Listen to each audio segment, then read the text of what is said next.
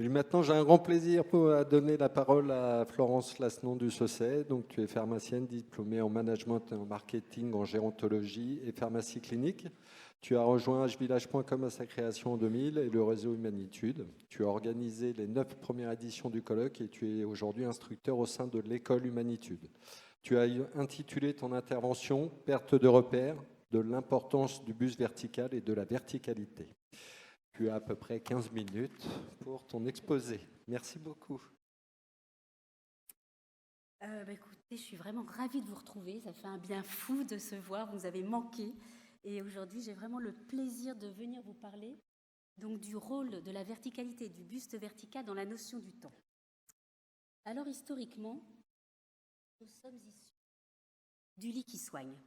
Et si, bien évidemment, depuis longtemps, on a compris l'impact de la verticalité et du mouvement pour le maintien de la santé, la culture du lit qui soigne reste tenace dans certains services ou secteurs hospitaliers.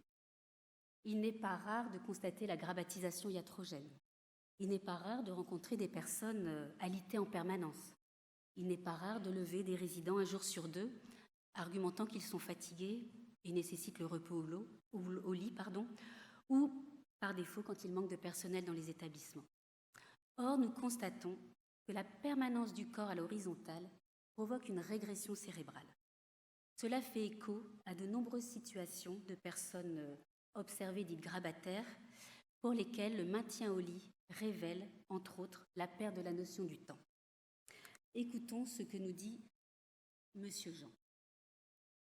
Ça fait 4 mois que je suis comme ça, depuis le mois de janvier, tu te rends compte? Mais ils vont rien faire. Décembre, janvier, février, mars, avril, 5 mois, je suis au lit.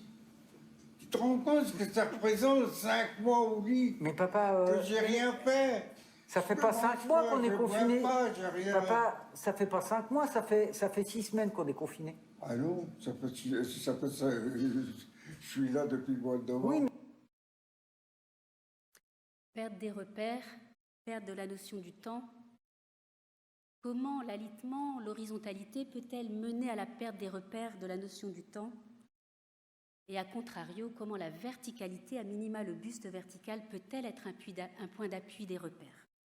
Alors c'est avec Sénèque que j'ai envie de vous faire rentrer dans l'histoire de l'évolution de l'homme et de sa verticalité. Que nous dit Sénèque dans un magnifique texte de l'oisiveté?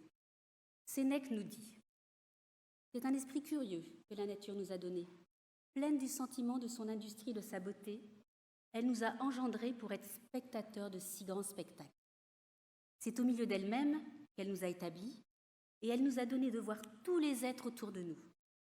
Elle ne s'est pas bornée à poser l'homme tout droit, mais comme elle le destinait encore à la contemplation, voulant qu'il eût la faculté de suivre les astres dans leur cours depuis le lever jusqu'au coucher, et de tourner le visage à mesure que tourne l'univers, elle lui a fait une tête haute qu'elle a placée sur un cou flexible.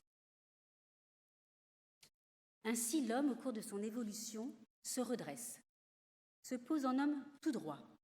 Sa colonne vertébrale se modifie. Le tronc occipital, en position horizontale, permet le placement du crâne, une tête haute. Il dégage son horizon pour être spectateur de 6 grands spectacles. Atlas et axis, première et deuxième vertèbre cervicale, permettent un cou flexible pour contempler la nature. La modification de la boîte crânienne se fait au profit du développement du cortex préfrontal, une zone qui joue un rôle essentiel, vous le savez, dans la relation à autrui, l'empathie dont on a parlé ce matin, la compassion, siège du lien social pour voir tous les êtres autour de nous et nous doter d'un esprit curieux. Le redressement du buste libère les membres antérieurs pour la préhension, la manipulation d'outils et permet une vision lointaine. La nature a fait de l'homme un spectateur, un être au milieu d'elle-même pour la contemplation.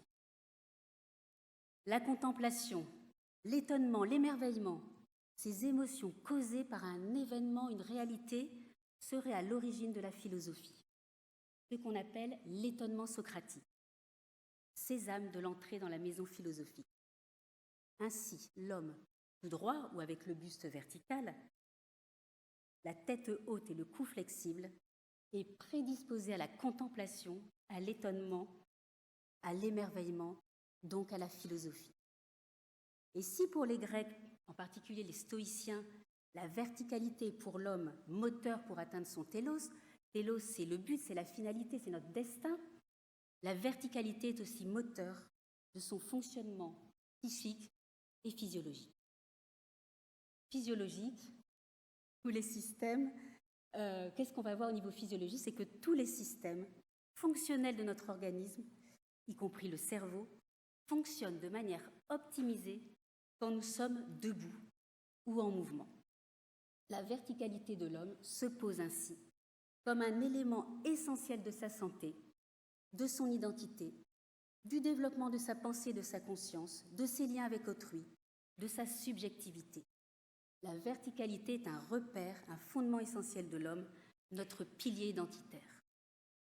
Donc tout au long de notre vie, tout au long de sa vie, l'homme vit debout ou avec le buste vertical lorsqu'il est assis, sauf lorsqu'il dort ou se repose et fait l'amour, quoique, on parle bien on parle pas d'une certaine verticalité.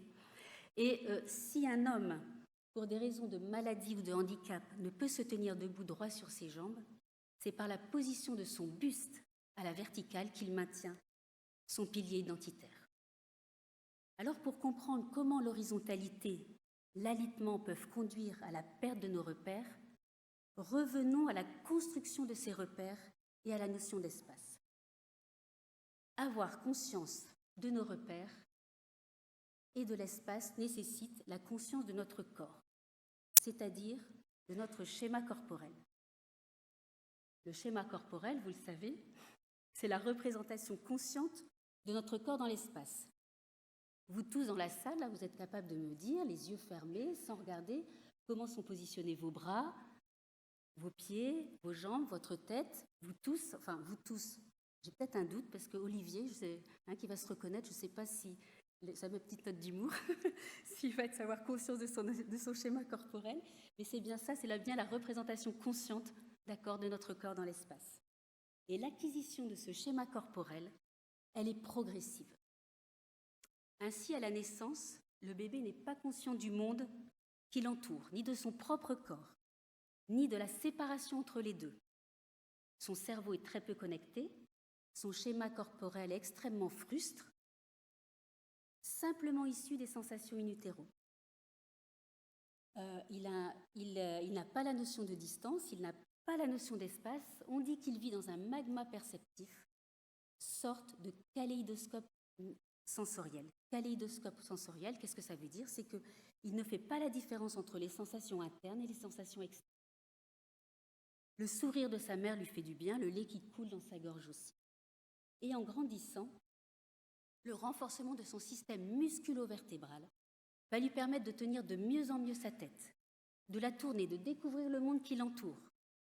Et de cette découverte du monde, le bébé va développer et enrichir son extéroceptivité, sa proprioceptivité. Extéroceptivité, c'est quoi? C'est la sensibilité qui reçoit les stimuli de l'extérieur par l'intermédiaire des organes des sens. Le goût, l'odorat, le toucher, la vue, l'ouïe. Et la proprioceptivité, c'est la perception de la position de nos mouvements et de nos membres et de nos mouvements dans l'espace. Vous voyez, comme ce bébé qui découvre sa main et qui découvre les mouvements qu'il peut faire avec cette main. Donc l'extéroceptivité et la proprioceptivité sont les préalables à la construction de notre schéma corporel et de notre intelligence sensorimotrice. Alors comment ça se passe? Eh bien à chaque mouvement, par exemple le bébé, par un geste involontaire, va toucher un hocher. Son cerveau va recevoir des informations proprioceptives, c'est-à-dire la force du mouvement et le degré d'ouverture du bras pour toucher ce hocher. Et il va recevoir des informations extéroceptives, le toucher, la surface du toucher de ce hocher, le bruit de ce hocher. Et par la répétition de ce geste, pour toucher à nouveau ce hocher, il intègre, en positionnant son bras à une certaine distance, angle et une certaine force musculaire, eh bien, il va le toucher de façon de plus en plus assurée, de plus en plus maîtrisée pour obtenir le bruit de ce hocher.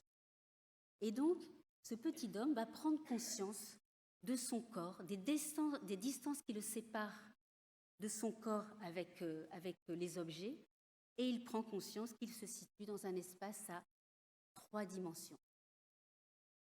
Verticale, horizontale et profondeur. Là, on est content de savoir qu'on peut avoir un peu de profondeur.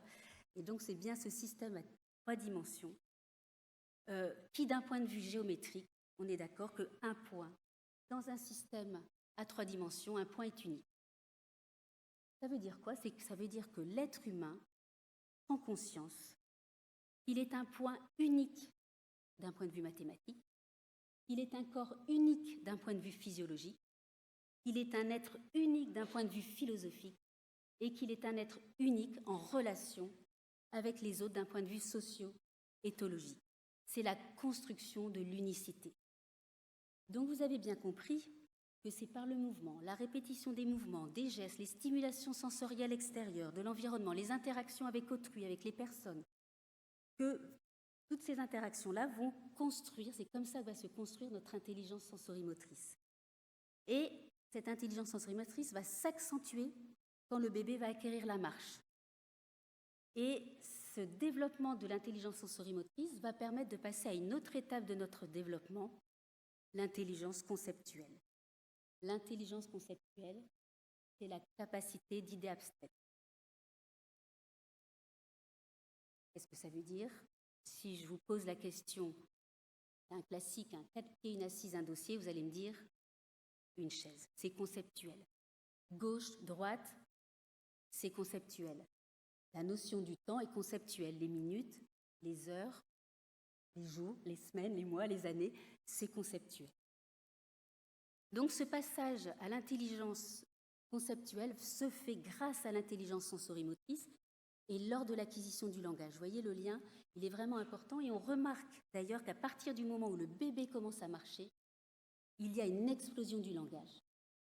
Ça veut dire quoi? Ça veut dire que les sens, les mouvements, la verticalité, la marche, toutes ces actions sont protagonistes de notre intelligence sensorimotrice et donc de notre intelligence conceptuelle qui est liée donc à tout ce qui vient de tout ce qui est mouvement et tout ce qui vient donc de l'extérieur.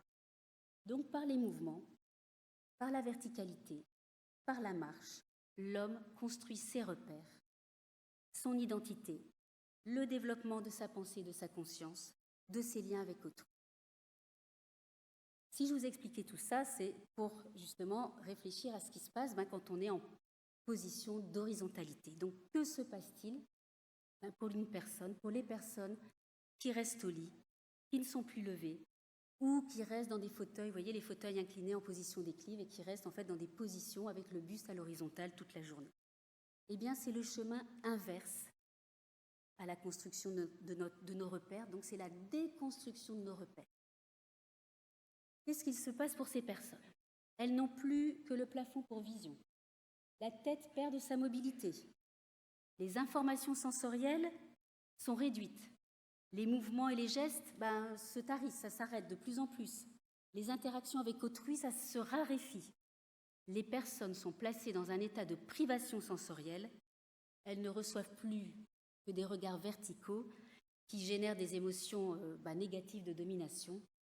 Ces personnes donc risquent de perdre la notion d'espace parce qu'elles perdent la notion de distance, perdent la notion de profondeur et donc elles basculent dans un univers à 2 dimensions.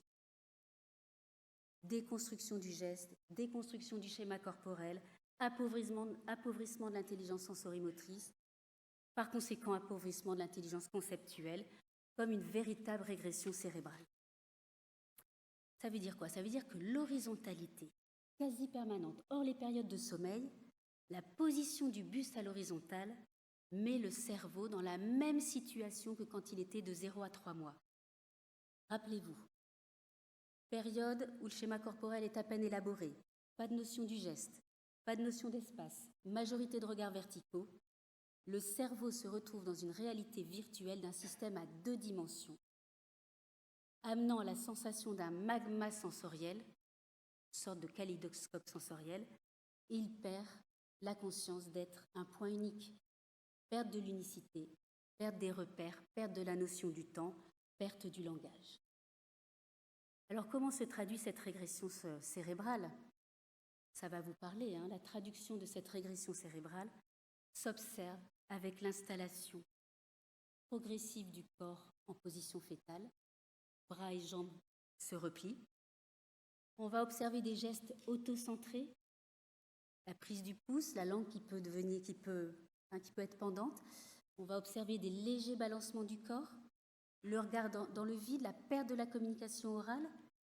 Et comme l'être humain ne peut vivre sans sensation, il aura tendance à aller rechercher les stimulations, les mouvements à l'intérieur de lui.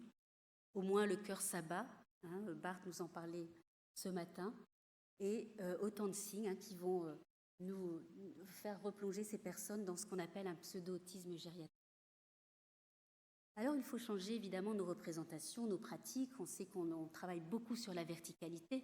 Cette verticalité, elle a un impact sur la santé. Vous le savez, la priorité de nos actions doivent être le mouvement, la station debout, le buste vertical, bien sûr tout en étant compatible avec l'état de santé et l'état physique de chaque personne.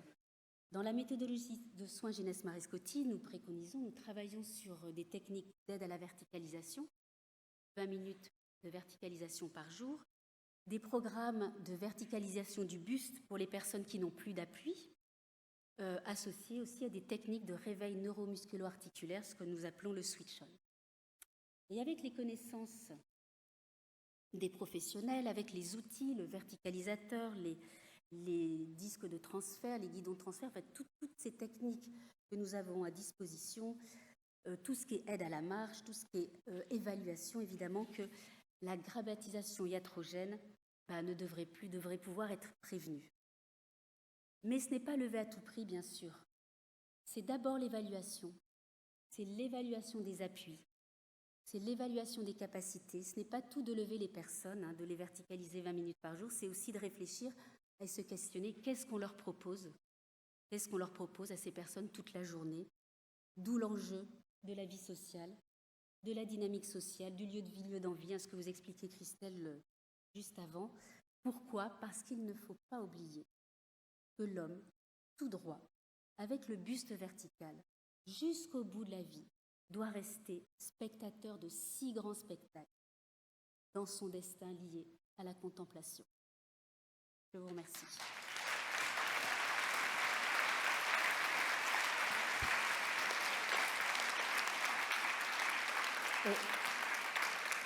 J'ai vraiment eu le plaisir de vous contempler pendant toute mon intervention et c'est un régal de vous voir tous comme ça. Alors, sans le masque, ça aurait été idéal, mais c'est déjà mieux que rien. Je vous remercie. Un grand merci, Florence.